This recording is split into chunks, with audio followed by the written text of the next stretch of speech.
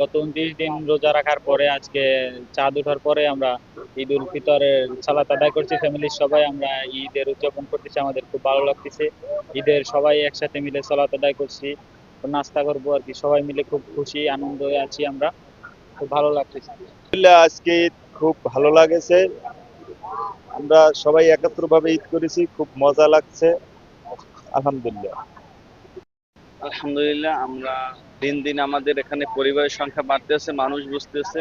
এখন আমরা 45 থেকে 50টি পরিবার একসাথে ঈদ উদযাপন করি। আলহামদুলিল্লাহ, ভালো লাগতেছে এবং সবাই বুঝতে পারতেছে যে আসলে সত্য বিষয়টা।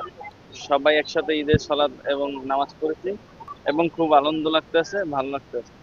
আলহামদুলিল্লাহ, আমরা আজকে সবাই একসাথে ঈদের সালাত আদায় করেছি। আলহামদুলিল্লাহ, আমাদের মধ্যে একটা খুশির আমেজ এটা বিরাজমান।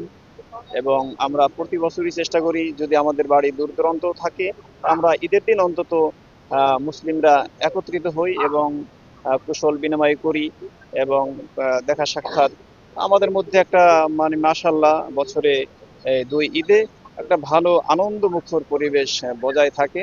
আলহামদুলিল্লাহ, আল্লাহ যেন আমাদের এই কাজে বারাকা এবং এর উপরে অটল অবিচল থাকার তৌফিক দান করুন।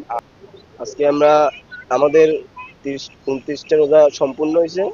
এই জন্য আমরা আজকে ঈদ ঈদ উদযাপন করছি। আমরা এক চাঁদে বিশ্বাসী। আমরা বিশ্বের যে কোনো প্রান্তে তিনজন ব্যক্তি সাক্ষী দিবে যে চাঁদ দেখা গেছে, আমরা ওই অনুযায়ী রোজা রোজা রাখি, এমনকি ঈদ পালন করি, রোজা ভাঙি। আমরা চাঁদের উপরে ডিপেন্ড করি, সেটা বাংলাদেশে হোক কিংবা সৌদি আরব, যে কোনো রাষ্ট্রে হোক। সৌদি আরব এইটা আমার কোনো দলিল না, কিন্তু যে কোনো রাষ্ট্রে আমাকে চাঁদ দেখা যাবে, আমরা ওই অনুযায়ী ঈদ পালন করি চাঁদ দেখা গেলে। আমার এলাকায় অনেকেই আছে, দূর দূরান্ত থেকে আসছে।